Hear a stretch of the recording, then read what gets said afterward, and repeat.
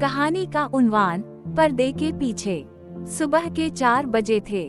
पूरा शहर गहरी नींद में डूबा हुआ था, लेकिन रेहान की आंखों में नींद का नाम वाव निशान न था। वो दुबई की एक छोटी सी कंपनी में काम करता था, जो कि वीजा देने का वादा करके उसे मजदूरी पर ले आई थी। पिछले 3 साल से उसने छुट्टी का एक दिन भी ना लिया था। हर महीने तनख्वाह आती, कुछ अपने खाने पर खर्च करता, बाकी सारा पैसा पाकिस्तान में मौजूद अपनी माँ को भेज देता। रेहान की माँ सुगरी बीबी गांव के पुराने कच्चे घर में रहती थी। इसका वाहिद सहारा इसका बेटा था। वो हमेशा दुआ करती, या अल्लाह मेरे पत्तर को सलामत रखना, पराए देश में है, परदेस बहुत जालिम होनदा है। रेहान हर रात अपनी माँ से वीडियो कॉल पर बात करता, लेकिन कभी अपनी हालत नहीं बताता। वो माँ को यही कहता कि सब कुछ ठीक है, खाना अच्छा है, रहाइश अच्छी है। मगर हकीकत ये थी कि वो एक कमरे में 5 बंदों के साथ सोता, मजदूरी के बाद वापस आकर जमीन पर लेटकर सोता और दिन भर भारी बोरियां उठाता।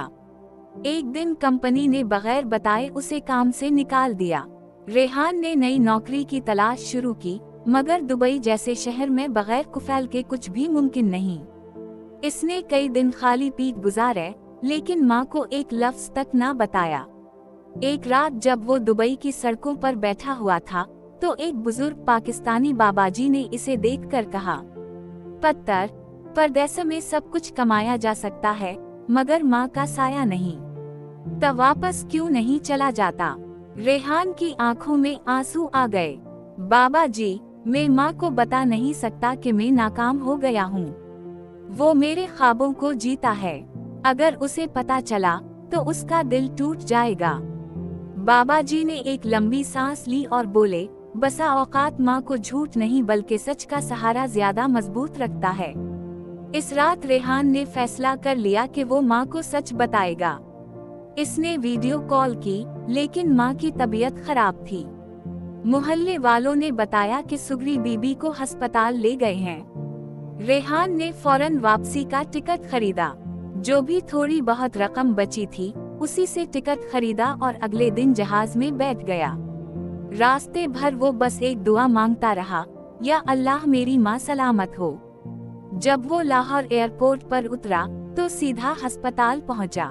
माँ को देखकर वो जमीन पर बैठ गया, आंखों से आंसू निकल रहे थे। सुगरी बीबी ने कमजोर आवाज में कहा, पत्तर, ता आ गया। मैं रोज तेरे लिए दुआ करती थी, मैं जानती थी ता एक दिन जरूर आएगा।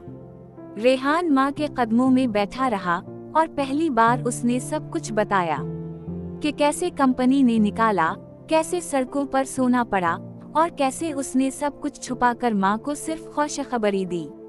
माँ ने इसका हाथ पकड़ा और कहा, पत्तर, माँ को झूठ से नहीं, तेरे वजूद से सुकून मिलता है। त सलामत रहे, बाकी सब अल्लाह देगा। रेहान ने माँ को घर वापस लाया और फैसला किया कि वो अब वहीं रहेगा। इसने गांव के करीब छोटी सी दुकान खोली। कम कम कमाता, लेकिन माँ के पास होता। दोनों हर शाम सहन में बैठकर बातें करते, हंसते, रोते, मनाते और रब का शुक्र अदा करते। रेहान ने परदेसा से जो सीखा, वो दौलत नहीं थी, बल्कि कुर्बानी, सब्र और माँ की मोहब्बत का फहम था। और ये वो दौलत थी जो किसी भी रियाल या दिरहम से कहीं कीमती थी। ये कहानी उन सब बेटों के लिए है जो परदेस में मेहनत करते हैं, और उन माँओं के लिए जो दरवाजे पर नजरें जमाए बेटों की राह तकते हैं। इख्तिताम।